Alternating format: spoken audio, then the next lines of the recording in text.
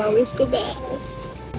Hi guys! We're here in Fort Santiago and girl, sobrang init. Actually, pumunta kami dito para mag-picnic kasi in Pasay it's super hot. But when we got here, pagpasok pa lang namin ng Manila, umuulan na bes. So ngayon, tumigil naman siya. Pero sobrang humid and walang hangin at all. As in, super.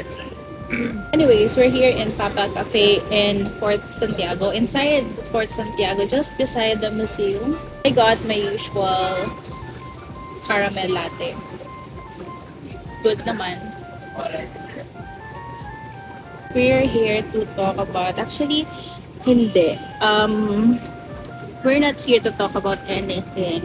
I just want to talk about, okay, we're here to talk about this cute book na I got from Amazon. I got the first book for free sa Amazon Kindle. Keme. Ay, shucks. Ano ba? Wala pa sa cover. I got the first book for free and trilogy siya as far as I can remember. The Great Gatsby by B.K. Baxter. And this is a series of mystery, NOLA Tail Mystery. This is the first book. And the Great Catsby is the Great Gatsby, but with cats. I don't know. I stumbled upon this book kasi I was looking for a free version of the Great Gatsby. Kasi gagamitin ko siya for a vlog na I totally forgot na the context or the idea na I want to vlog about. There are 3 books in this series and lahat sila are based from a classic book, like each book. So isang The Great Gatsby, isang The Cat's Sure in the Rye, and The Cat of Monte Cristo. Shucks, kita ba? Anyway, I'll put it somewhere here. But it's super interesting. 4 to 4.5 each book. So, why not? Diba? I got the first book. Ngayon, hahanapin ko kung saan ako makakahanap ng ibang books or ng second and third book.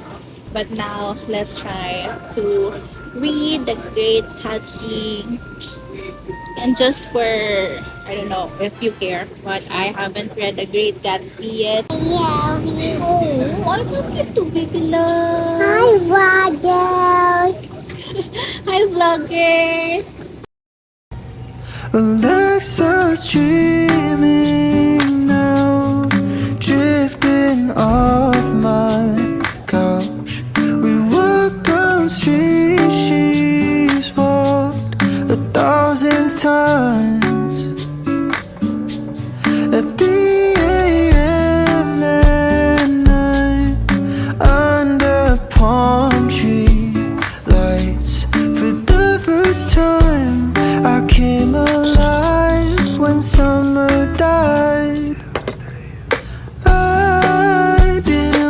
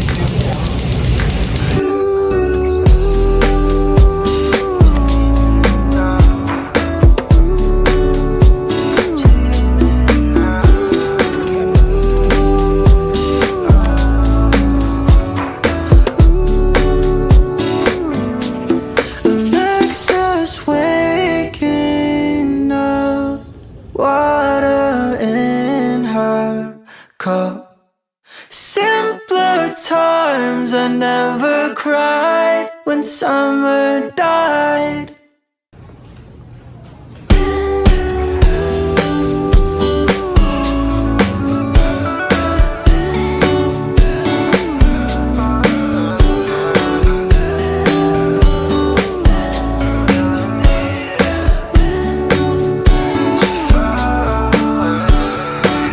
So, meron ditong special spot.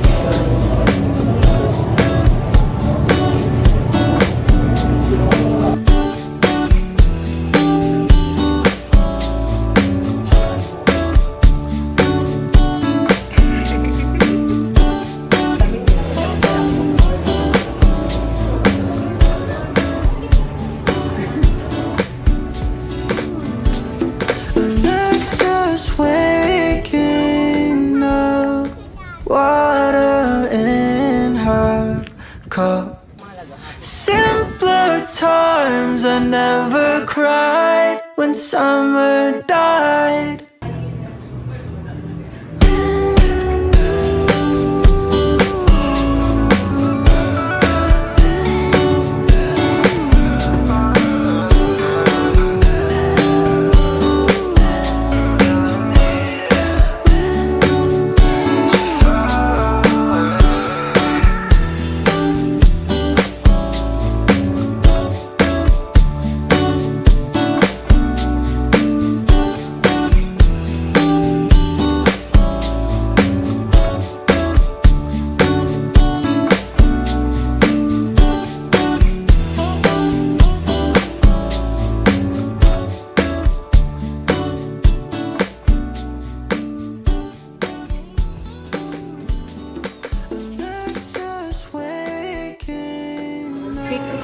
On the Great Gatsby. I finished it. This was on the tapos like 2-3 days. 2 days. In the Great Gatsby, we are following Jade, who is just a new resident of Ayala. He is working as an assistant librarian in their local library. Since the library is kind of boring, ganyan, she decided to have a mini, small book club, like a local book club. It was actually successful. There are people who actually joined. These people are very interesting in a way na like the local community, they have their secrets, they have their kulo sa ating mga neighbors or something like that. Okay, local community, small community na meron kayong issues about each other and all. Then one day, when they had their first meeting at the book club, actually after ng meeting, there was a murder na naganap. Actually, someone was killed, and at first it was ruled as a suicide, but eventually they learned na it was actually a murder. So at dahil nasa murder mystery book tayo at bida natin ay sobrang pakialamera, because if they're not pakialamera, wala tayong babasahin. And of course, so naman yan. But it was fun. It was fun. And all I can think about is, the book that I just recently read, also How to Kill Your Family. It's kind of marketed as a humorous book, but I was not very much humor. I didn't feel like it was that humorous to advertise it as humorous, but this one is kind of fun. The humor is smart humor, and parang makaka-relate ka talaga dun sa character, sa main character, except for being pakialamera. It's just as in everything makes sense except from little details na kung siguro ikaw ay medyo keen into details sa pagbabasa, mapapansin mo there are inconsistencies, but it's okay. May storyline pa rin, sundan pa rin siya, and it's so good. I started reading Great Gatsby. I'm reading it now. This is my first time na I will read the Great Gatsby, so I'm excited. I'm actually 26% in na, and sa totoo lang, sobrang this is what I don't appreciate. No, I appreciate the classic books are deeper than the usual fiction books. But sometimes, parang alam mo yung gusto mo na lang mag-enjoy, ayaw mo nang mag-isip, ayaw mo nang mag-analyze, ayaw mo nang mag-read between the lines. You just want to understand what is being said, like directly straightforward. But for classic books, hindi mo maiwasan na you want to know more about what's being said. If you get what I mean? So that's what I'm struggling right now sa pagbabasa ng Great Gatsby. And I want to dig deeper. I want to know the real message na the author wanted me to actually understand, to help me get through it. Pinapanood ko, along with the book, yung movie adaptation. And so far, so good. Sobrang gusto ko lang talaga yung when there are films na adapted from books. Kinukuha nila yung mga exact lines. Like, even the highlight conversations lang. Hindi lahat nakukuha, but still, there are lines na sobrang accurate, scenes na accurate sa book. And it's, I super appreciate it. So yeah, I'm loving The Great Gatsby. And I'm 26% in. I'm hoping to finish this before the next work week. Kasi I'm super busy sa work. Anyway, nandito nga pala kami sa Ninetea and Ayala Malls Manila Bay. If pupunta kayo dito, you must try the homemade dumplings. It's super good. And the Nutella smoothie. Super good.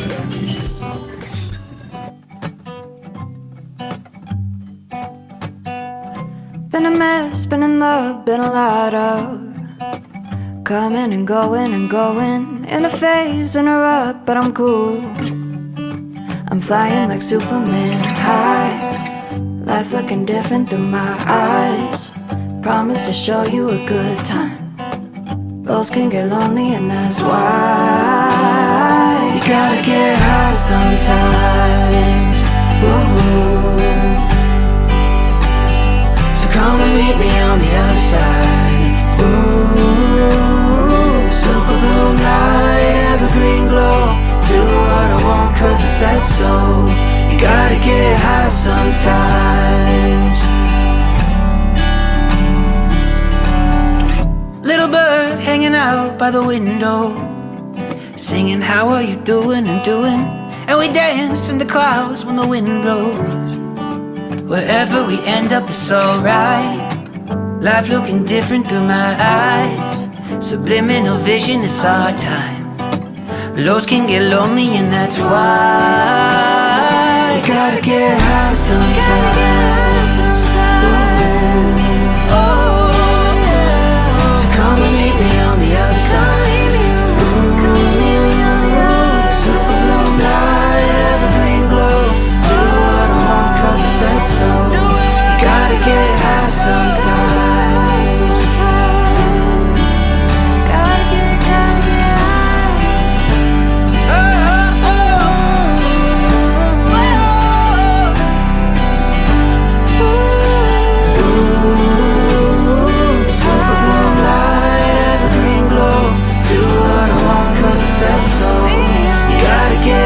Sometimes gotta get I do what I want cause I said so.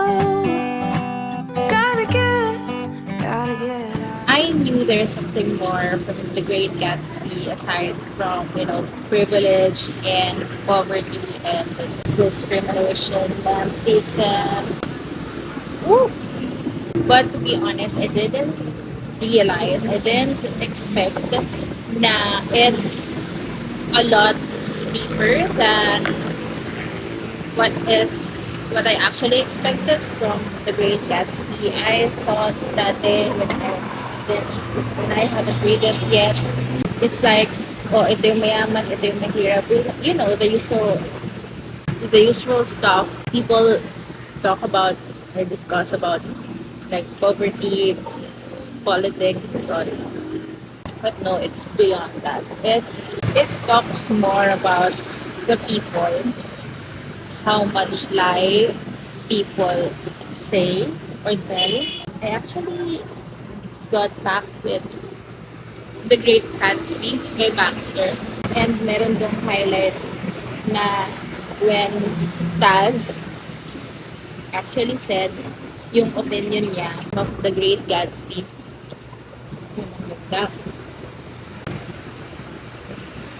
Sabi niya yung opinion niya about the main theme of The Great Gatsby. Nakarelate ako only when I got to know more about The Great Gatsby. Not just about the usual things that we talk about, the very controversial topics, but it is also about people who lie to others and lie to themselves just to build this, their American dream na. I'm so sorry. Dito kasi ako sa Eldan Cafe, which I will feature in the next vlog. When I read The Catcher in the Rye, super excited na ako. I just have to cut this here kasi masyado na mahaba. But you know what? I get the connection between The Great Gatsby, the classic book, and The Great Catsby, the cat book. Kasi these characters, are a lot like the characters in The Great Gatsby. Like, there are things na we say or we tell people na we don't mean, or it's not even true at all. So there are things na we tell people, but it's not 100% true. We make things up because yun yung gusto nating image for ourselves, and that is also why people don't care enough about us. Maybe they don't know the real you. They see the okay you na you are fine or able and all, but they don't know your vulnerability. They don't know your weaknesses. So why do they care? Why should they care, diba? Still, we should care about people kasi we don't know exactly. That's the same reason why we should care about people kasi we don't know what they're going through. Ano bang pinagsasabi ko? Anyway, I just purchased the last two books, the next two books, the next and last two books from Baxter for this series, and I'm excited to bring you along with me as I read The Catcher in the Rye and as I devour this bacon patty, pork beef patty with bacon and cheese.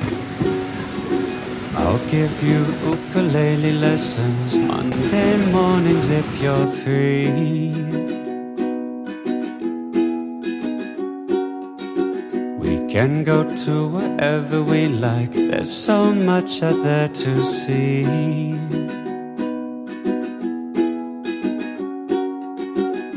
You can paint a picture while we're playing.